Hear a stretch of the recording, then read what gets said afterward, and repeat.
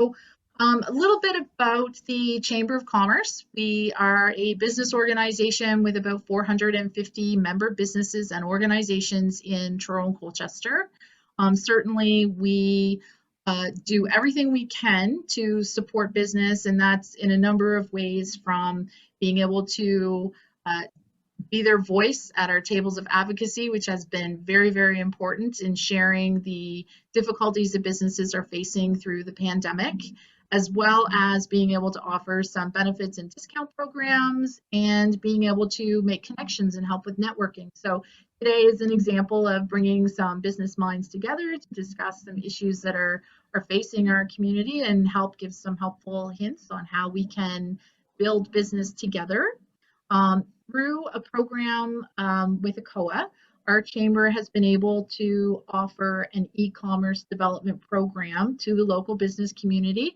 It's open to every business in Colchester and Truro. Whether they're a member or not, we want to help our community at large. So basically, you would apply through the chamber for some assistance, whether it's for training or upgrades to an existing website, or if you're not able to have a web presence, we would set you up with one of our consultants and find out how we could get you in an e-commerce position. And we work with the business with whatever resources they have to try and get them online so that they can reach new customers and help them reach new markets right now, which we know is vitally important. Through that program, we will cover up to a maximum amount per application, and it is open on our website right now. So anyone that visits www.trurocolchesterchamber.com can just scroll down the page a little bit. You'll see a circle that says e-commerce and a button to click for read more, and you can apply right there. So we've tried to make it as simple as possible. So we do want people to know that there is help available financially. We know these are very difficult times for business. They may have an e-commerce capability, but they need some training to use it better, or they may not have it at all, and we want to help them get to a place where they can make a sale. We know that there's growth in online markets where 85% of Canadians are now making purchases online. And despite struggles of low-speed internet or lack of cell service, there are ways that some businesses can improve their service delivery. So I'm going to start off by doing a round of introductions with our three panelists today. And thank you very much for taking time out of your day to be here with us. So let's start with Christiane Yost. Could you tell us a little bit about your business and how long you've been selling online? So I'm Christiane Yost from Untitled Brewing Company. I own the brewery with my husband, Matt Kenny. Our brewery, so we're probably the youngest of the three businesses here today. We opened 7 years ago. We'll be celebrating our 7th anniversary in 2 weeks. And we have been online now for about 3 years. So we launched our online store a year before the pandemic, and couldn't be happier that we had the foresight to do so. And now it's, been running it for almost, a year and a bit during the pandemic. During the pandemic, it's been a total game changer for us. Right now we have our store closed, our storefront. We could technically be open, but we're just doing pickups. So the online store has been great for us in numerous ways. Wonderful. Well, thank you for sharing that, and congratulations on your new expansion happening in your backyard. I'm sure that that's adding to the pressures that you're facing during this lockdown as well. And we just received good news today. We were just approved for a sidewalk patio for the first time today. So congratulations. Looking forward to that, because yes, hopefully we'll be at least 50% capacity like last year, and that'll give us that much extra. That is good news for sure. Yeah. So Jeremy, let's move to you. And if you could tell us a little bit about your business. Again, it's diverse for sure, and one of our longest operating ones in Truro and Colchester.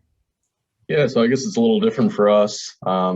We're more taking advantage of the e-commerce to do more just to get people looking. People kind of have to come in, I guess, to pick out their colors within reason.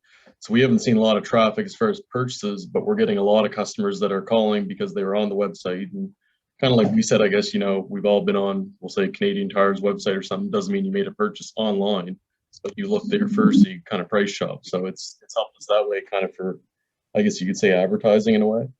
So that's kind of, I guess, where we're just trying to grow more to get the word out there so people can shop and kind of price shop online before they go in to pick up their color. So if for people, Jeremy, who may not be familiar with the products and services you offer, could you share a little bit about your business? So we have our paint store that we offer to the public to come in, pick up colors, get your house paint, exterior paint, and all that.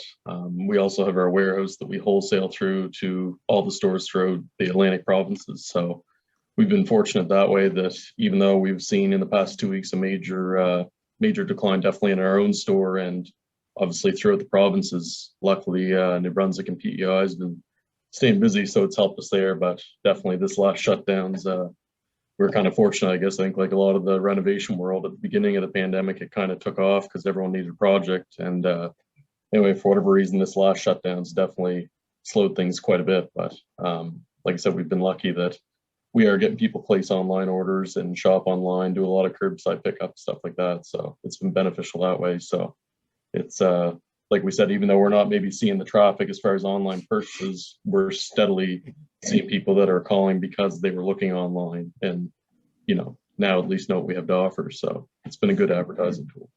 That's definitely a great perspective on, the fact of whether you have e-commerce or not, having that web presence so people can get to know you, your product, where you are is a benefit. So Karen, we'll move on to you. Can you tell us a little bit about your business and, how you entered the online marketplace? So we sell clothing and footwear and skincare and cosmetics. So a year ago or last, when we got shut down, I had procrastinated the last probably 10 years and said we should have an online store and just never did it. And so when we got shut down last year, it was like, okay, we're going to do this now. And it was quite the struggle, I'll be honest with you. I actually hooked up with Danielle Crow from Hello Websites, and she helped me through and actually did most of it to get it up online for us and help me get it working. So and we're kind of like you, Jeremy. We actually have sales online, but a lot of our customers will look, snap the picture, like screenshot it, and message us and say, do you think this will fit me? Do you have this in this size? Does it come in other colors? Like it's, so they don't always follow the process through the website, but it directs them back to us as far as, because they are used to our customer service. They are used to us giving them advice or talking about whatever, or suggesting. So it's quite interesting, right? But I mean, we do get sales from it. I'm extremely grateful for this lockdown that we have it, because we've actually gotten more sales from it this time than we did the last time. So it is quite interesting. It's a big investment, but it's well worth it for sure. Oh, that's great, Karen. And it really leads into one of my next questions about, what prompted people to get online. And you had said that, with the onset of COVID, that was a big push for you to get it, that launch and online. So for you, that was key. But was there any specific thing that you were trying to achieve in getting that online? So, well, obviously we're trying to reach our customers, but it also gives your business a little, a step up, I think.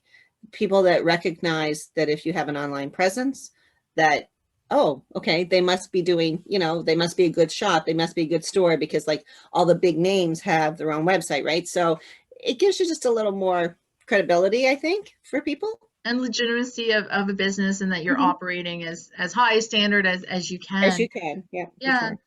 Christiane, what are your thoughts on that? What maybe it was something from the onset where you are a newer business that it was just part of the business opening plan, or was there a catalyst to, getting online and expanding those sales?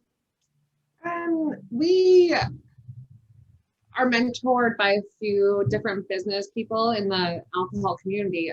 So Sean Miles, the owner of Annapolis Cider, was really integral in us starting an online store.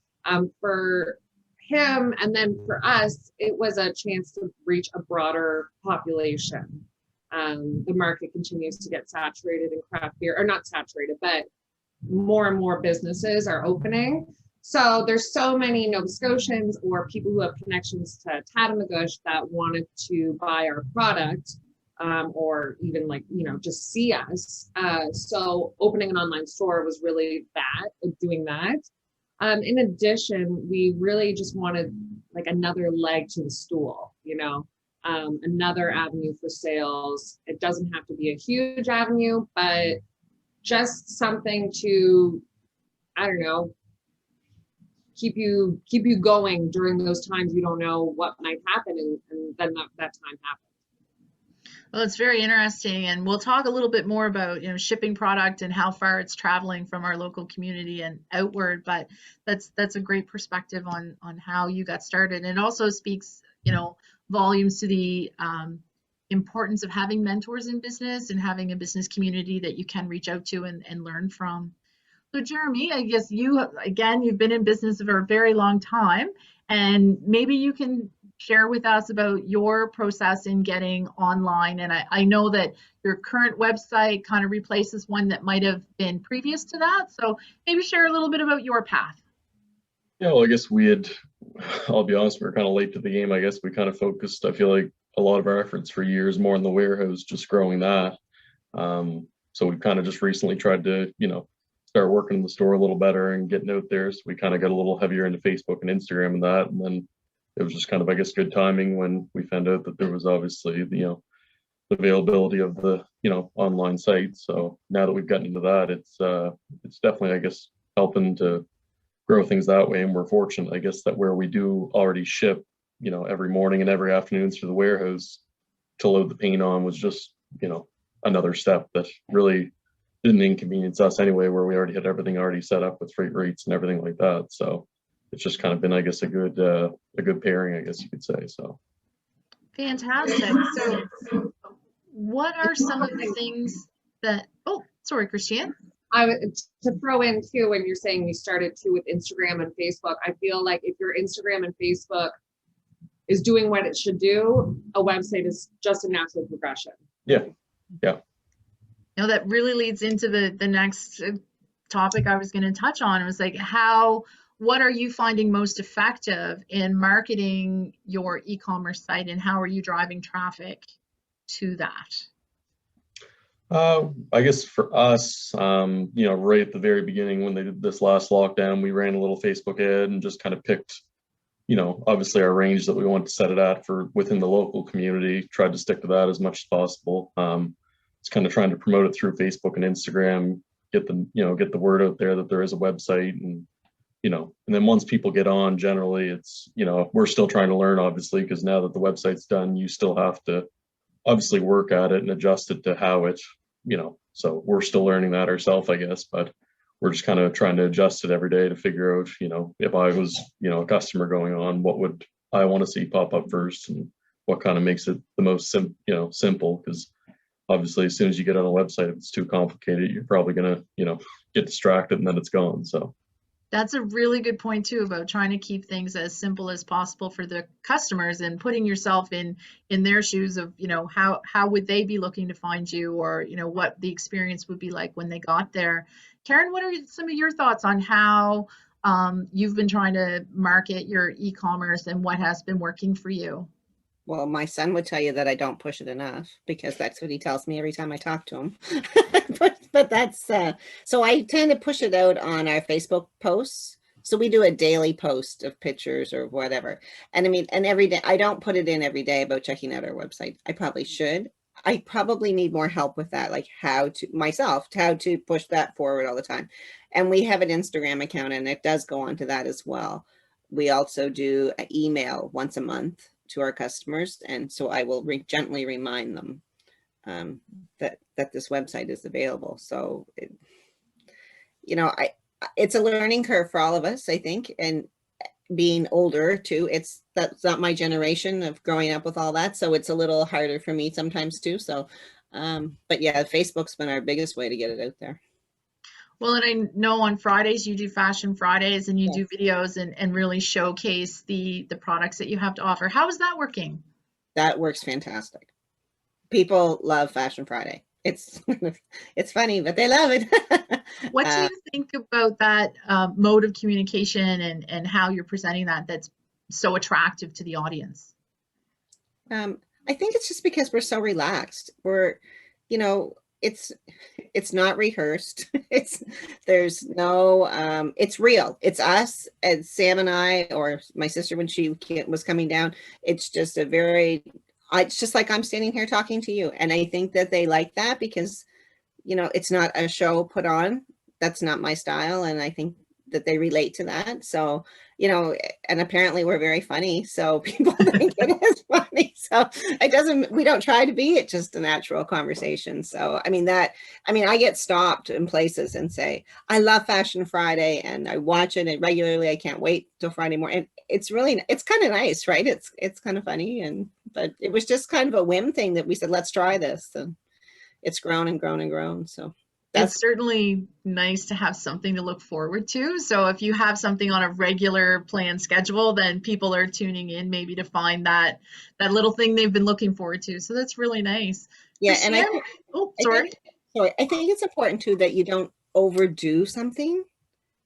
Do you know what I mean? Like sometimes people say, well, you should do a live video every day, but it's not the same. Like I think it's like your email. If you're shouting it out to them every 3 days, they're going to ignore you, right? So if they kind of have a plan of when things are going to come up, I think that's important too, right? So just a thought from my experience of messaging. Anyway. Mm-hmm. Right on. Christiane, what are some of your thoughts on things that are working most effective for marketing and what you're having success with? We use, I'd say 90% of our marketing, if not more, is via social media, Facebook and Instagram. Facebook is definitely directed more towards Colchester, Cumberland County, the more rural communities, whereas Instagram and Twitter, Twitter I've kind of fallen off of, are largely used by the more urban areas, and they bring different customers, of course. So social media has been our number one thing.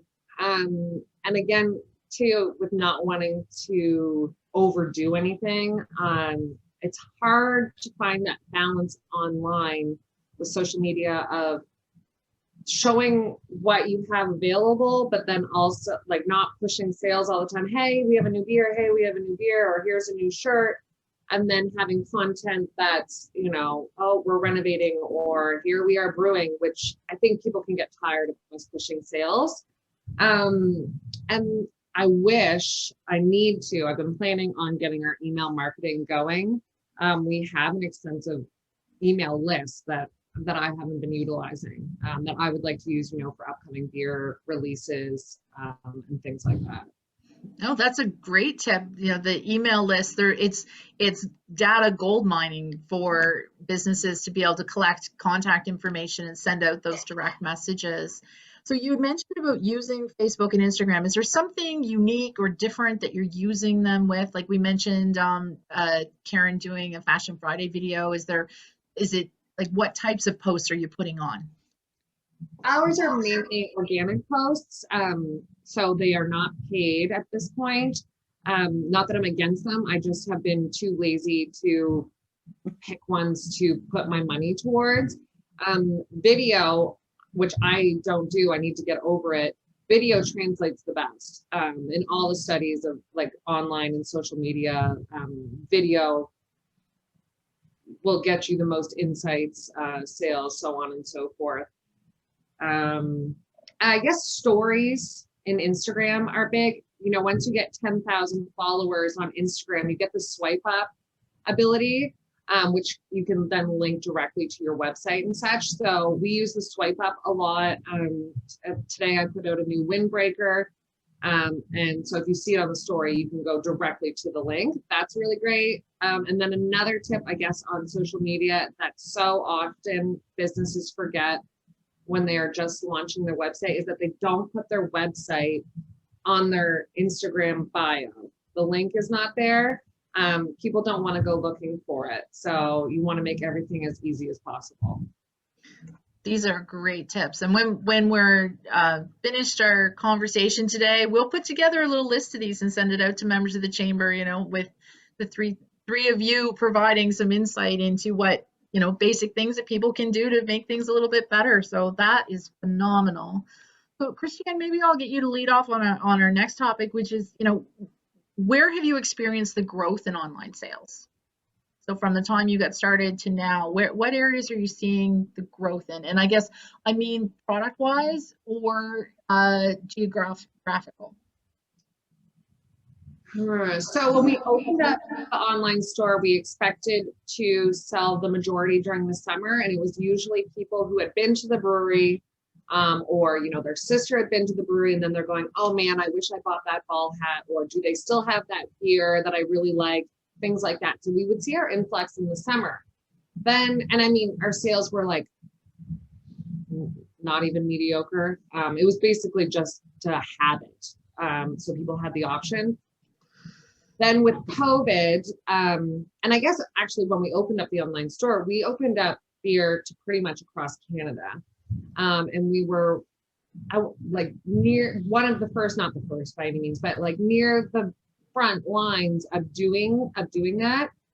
So that really opened things up for us. And then with COVID, we have orders coming from across Canada now, and we have a lot of orders coming from across Canada. That being said, the third wave, everyone is fatigued. No one has expendable income anymore.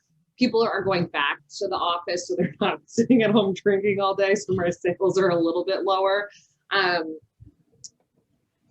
But yeah, now I've lost the plot, but that. Okay. Great. And Jeremy, what are some of the things that you're seeing an increase in sales in, either geographically or uptake on different products? I guess for us, obviously, like I said, same thing. Like right now, we've definitely noticed, like I said, the last 2 weeks, it's just really just kind of dropped off. But we'll say back before that, you know, there was just certain things you can definitely tell, certain projects that people were doing. Cabinets, like we sold more cabinet paint probably in the first 4 or 5 months last year than we did all the year before. So there's definitely, you know, so you try to kind of, I guess, focus on that. If you know there's something that's really, you know, people are focusing on, maybe you try to promote that, do a giveaway related to that. That's one thing we found really helpful as far as, you know, when you first, I guess, start kind of with social media, it's tough to get that initial following. You know, just to get the first 100 likes takes a little bit to kind of get you going. But we definitely found the giveaways was a quick way. And I mean, relatively inexpensive. If you look at your cost on the product you're giving away, you know, it might be valued at, you know, $300 to someone else, but to them, that's great. So if you can put that on there, you know, run the ad for a couple weeks. You know, like I know when we first started Facebook, it literally in 2 weeks over doubled, approaching tripled our following on Facebook, just on one ad for 2 weeks. So as far as for a start on Facebook and Instagram, we found that helpful just to kind of get us going. And now, like I said, we're far from, you know, having a large following, but just to kind of approach that, you know, 1,000 follower mark, it's starting to build up to that. So that's phenomenal, and congratulations for reaching that 1,000 followers mark. And I'm sure it'll continue to grow from there. What about you, Karen? Where are you seeing some increase in sales on either product or geography? Like how far is that reach getting now, and how did you get it there? We've actually shipped a few things to the States, which I found was interesting. And that was kind of more like before Christmas kind of thing. And then our online kind of just died off a little bit right during fall, but you have to, or winter, we're so seasoned, like, because our clothes are seasoned for, you know, that we get spring, summer stock in, and then it goes away, and then we have to reload it all for fall, right? So it's always changing. So, I mean, now footwear, it's a big hit. Like when I look to see what they're looking at or what they've been searching for, footwear has been huge for us right now. And our online orders have increased. It's funny, you guys have said it's gotten quieter. Ours have increased in the last 2 weeks as opposed to before. And I think because it's personal, they can come in, they're not allowed to come in, so they're trying to reach it somehow else. And so at least they keep looking, right? So, which is good. But we've shipped to Ontario and out west, but mostly it's Halifax, New Glasgow, some Sydney, you know, just Nova Scotia, and we send a lot to New Brunswick. But you guys say that you guys are generally trying to reach your regular customers via your online store. Like, I feel like you're like trying to reach out to who you would normally have in the store. Yes. Yes. And that relationship. Yeah. I mean, these other people that have bought, like all of a sudden today we've had 2 online orders, neither of which have ever shopped in our store before. Oh, And they're local. excellent. And they're local. So it was interesting, right? So that was good. So that they're looking, right? So, but yeah, it's a way to get it out there. It's very positive. And it's also, to hear the 3 of you in very different businesses talking about being able to reach the new markets in our area, but beyond Nova Scotia, beyond those boundaries, beyond the country, beyond the province. And it's really encouraging. And I hope that it does inspire other businesses to look at, e-commerce platforms that can get them reaching in those markets. I'm sure you don't think of yourselves as exporters, but the minute that you move a product outside your community, then you've become an exporter. So it's really nice to hear those positive stories about the way that your businesses are able to reach into new customers. So one of the next topics I'd like to explore a little bit is shipping. And we know that, the cost of shipping can be very challenging for businesses who are trying to make a profit off anything that they're moving, and whether or not that they're going to cover those costs or the customer would pay. So I'm curious to know a little bit about your shipping procedures and what you have found has worked or what hasn't worked. So maybe we'll get you to start with that, Karen. Okay, so right now, I think our website says that we will do free shipping over $50. I think I shouldn't say, I think that's what it says. But because of COVID and the shutdown again, I don't charge them for shipping. I mean, if it went to the States, yes, we charged them. It automatically did something. I don't know what. It figured it out somehow. And, but now we free ship. So, and it's funny, I think I had this discussion with Sherry yesterday. Even on local things or people, like I personally will drive it myself. If I can drive it, I'll drive it. Otherwise, we send Canada Post because they like to see your face. They love seeing your car pulling the driveway and putting it on their doorstep. They think that that's really good service. And as I said, if it's too far, obviously now we can't go outside of our area. Then we mail it. And my goal is always to get it out that same day and we send it small business post, and they usually have it within 2 days. And I always get the comment how fast that was, how much they appreciate that. So it costs us probably more, $15 to $18 probably every time we ship something. But if it brings them back, I'm okay with that. So it's better than selling it at half price, as far as I look. That is a great way to look at it, Karen. Yep, Jeremy, what are some of the ways that you're tackling shipping costs? I guess, same thing. Definitely, I feel like you have to have some sort of option for free shipping. You can determine the number, but no one wants to see freight costs really when it comes to an order. So for us, we set it just at $99, just because obviously paint weighs quite a bit. So for us to prepay an order on $50 was too hard to do. So we just set a $99 freight rate. But for us, we're kind of lucky, just where we already have relationships with Armour and MBW through the warehouse. We can actually provide pretty much the majority of the province. Some areas of the province, we can actually provide same day service. So like if you order your paint in the morning, you literally have it that afternoon.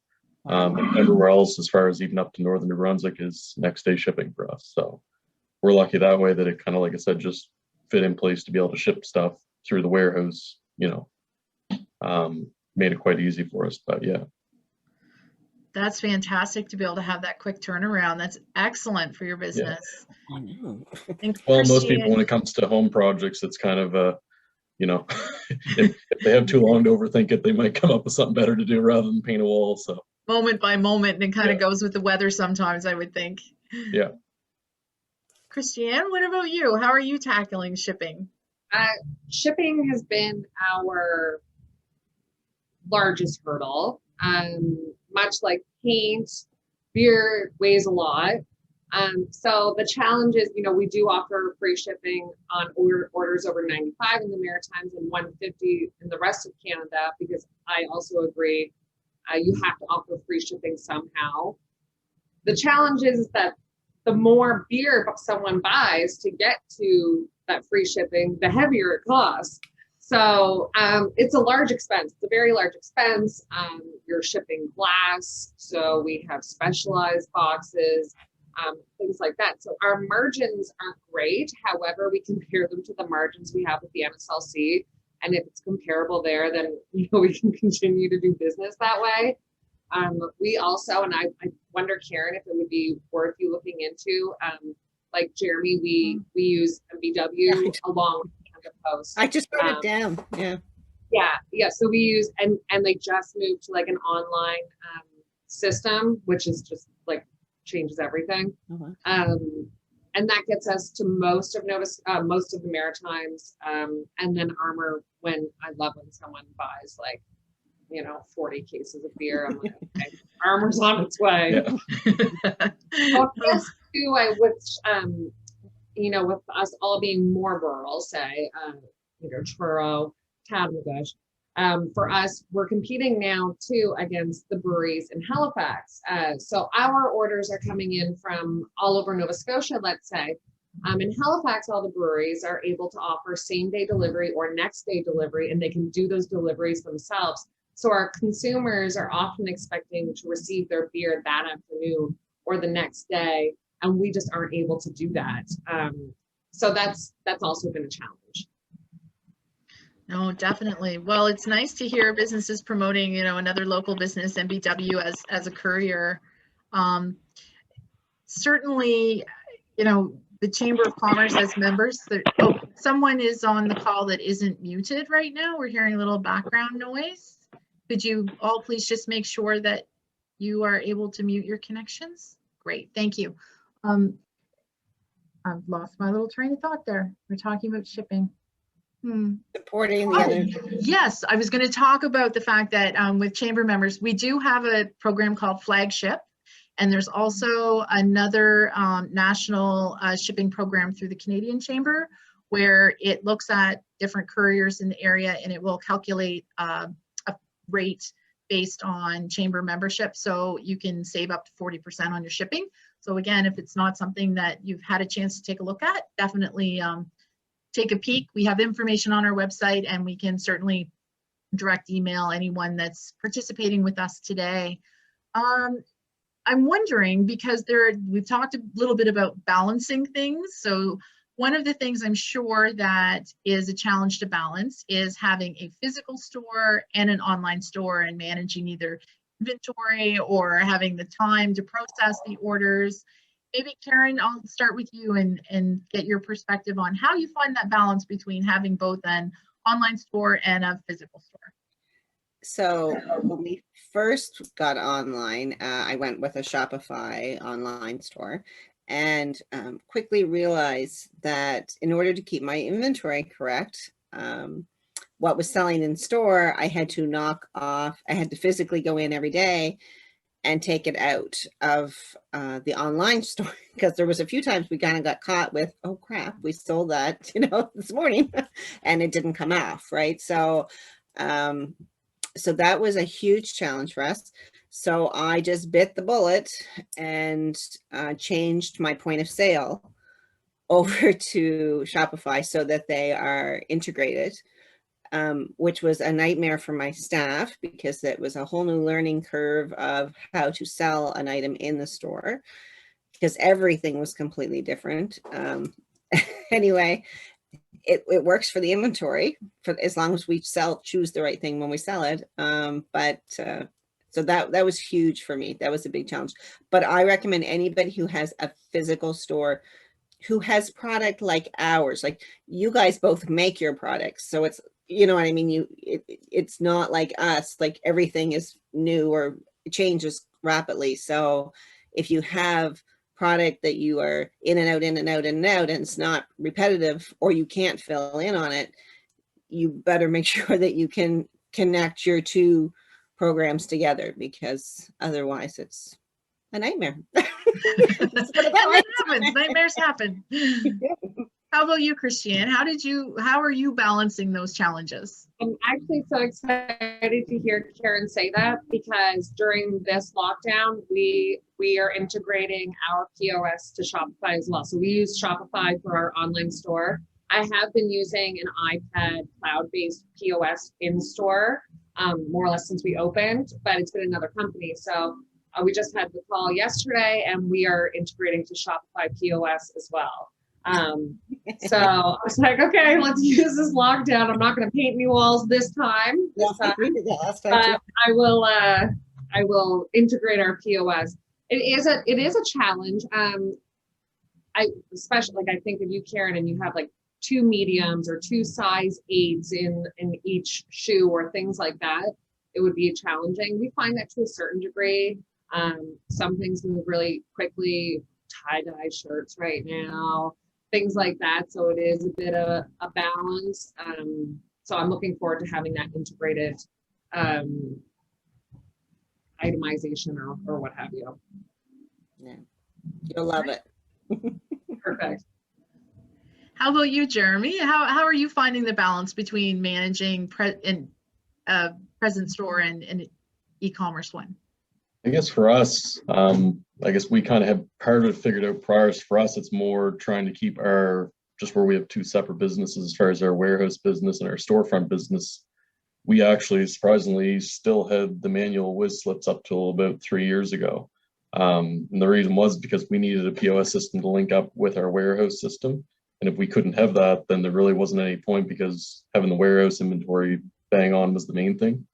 So luckily, a few years ago, they actually came out with a POS system we use for our warehouse. So it works well. It kind of integrates everything as far as our POs. So as soon as we receive a PO, it puts it in inventory. When we place an order, it takes it out. So now whenever we have an order online, I guess only it's kind of weird, we have to actually put in an order like someone came into the store. So when we have the email come through that there was an online order, we'll enter it in on our POS system, and it removes it out of inventory, and then we just do it up like we usually would, kind of as a work order.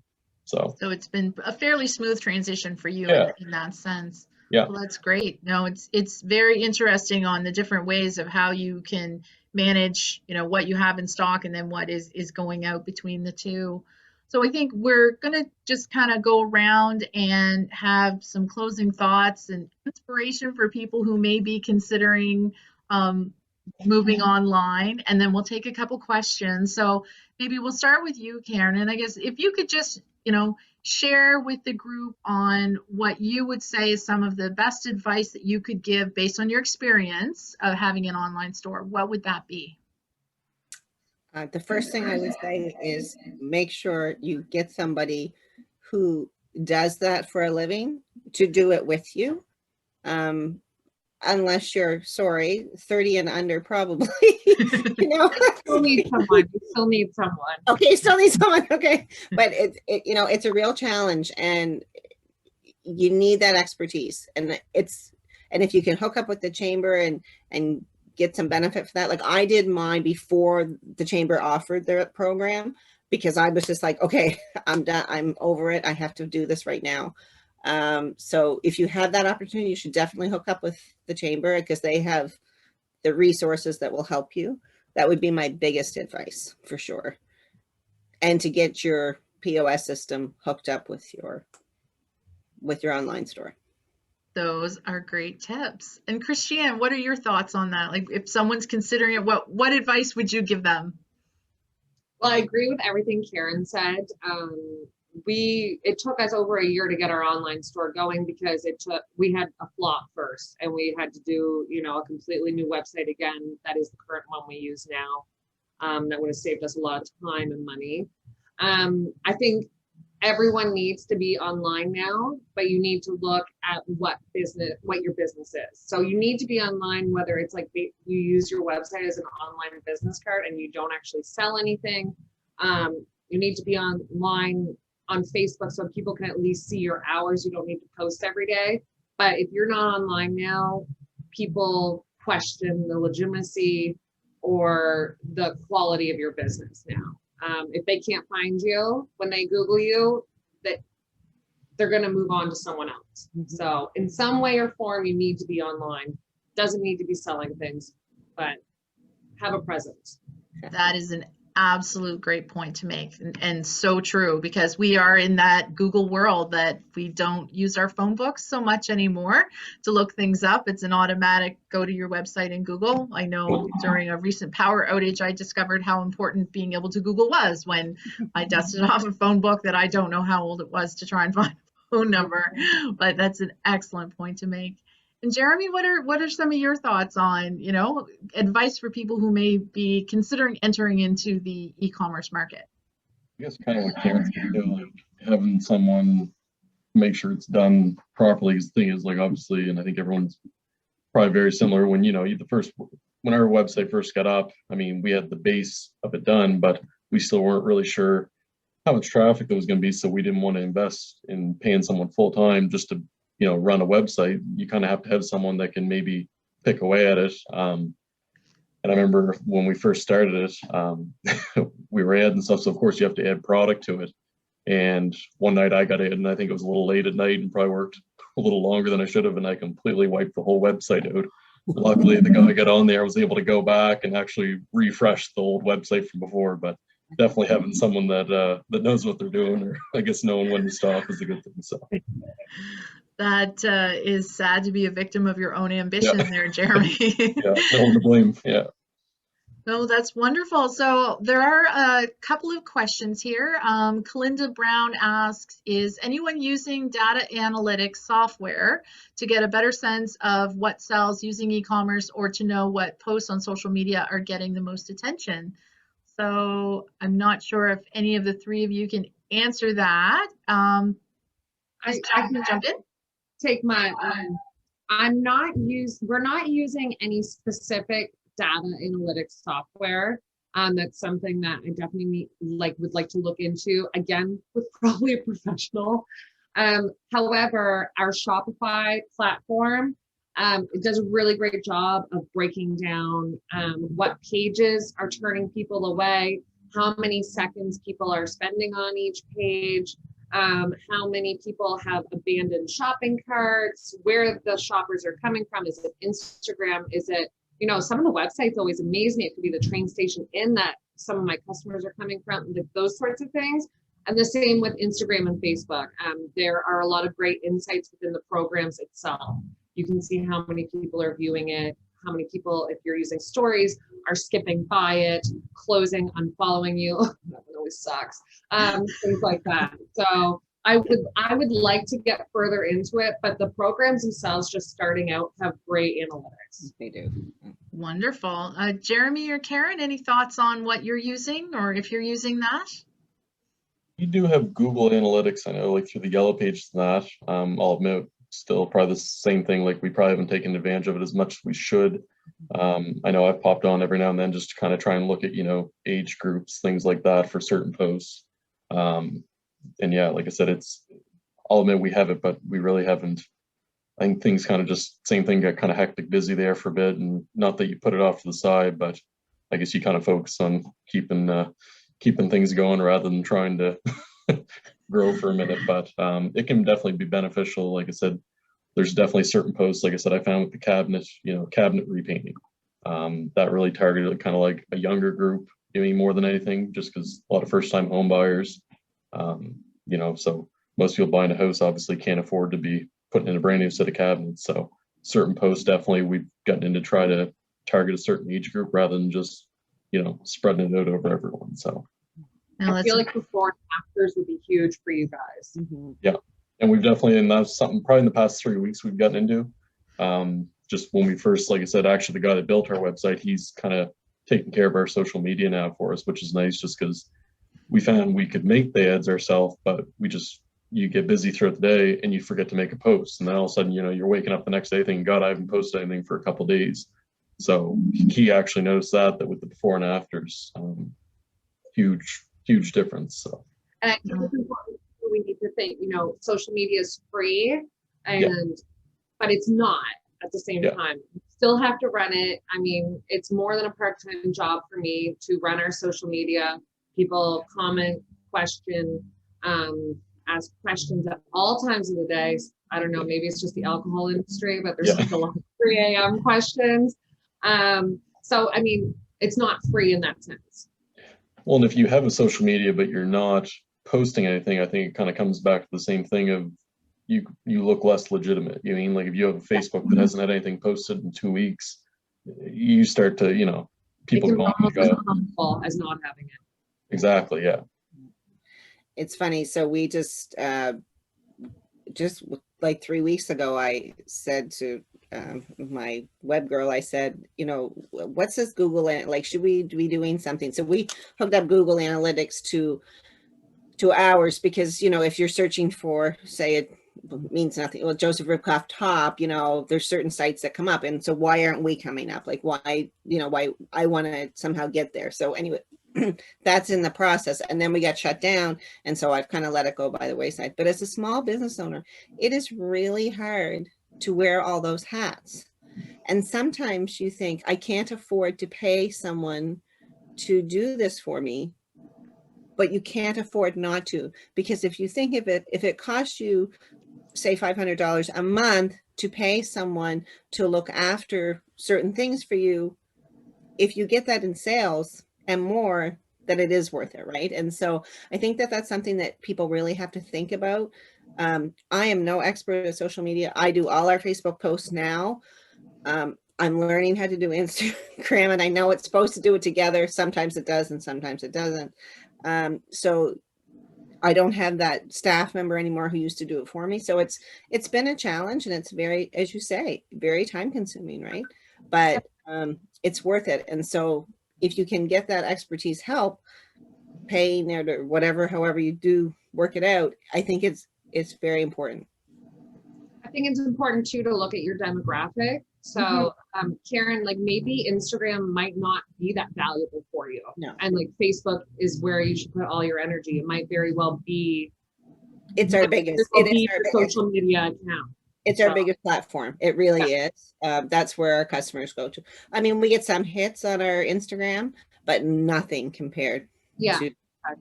Yeah. I know with our chamber website, Google Analytics has been invaluable for us to be able to see what pages people are coming to, whether they're coming to the home page and then going to the other pages, and we can follow through where they enter into our website and then follow them on every page that they click and redirect, and know how long they stayed on it. We use an email marketing program also called Constant Contact. Chamber members also get a discount if they do use that, and it allows us to see with every newsletter we send out who clicks on what, how long they've read it, if they've downloaded something from a link. And having those analytics have really helped us to target different segments of our membership. So like your customers, having that analytic data to know how to connect with each one in a different way is so valuable. I'm going to give a shout out to someone who's joined us that's on the call. It says Funding Talent. He says, I'm not in retail or in business in Truro. I'm just joining the call to see what's happening locally, as he lives here now. So welcome to the community. And he said in his company, they use Sprout Social combined with Google Analytics. And Google Analytics is free, which it is free. And assuming that there is a website, it is indispensable. And I couldn't agree with you more, certainly. So that's all we had for questions in the chat. If there is someone who has a question that would like to ask the panelists, you are welcome to do that now. Just looking to see if there's anyone putting their hand up. Any questions? Okay, I'm not seeing any. All right, well, I just want to give a huge thank you to Karen and Jeremy and Christiane for sharing your time today.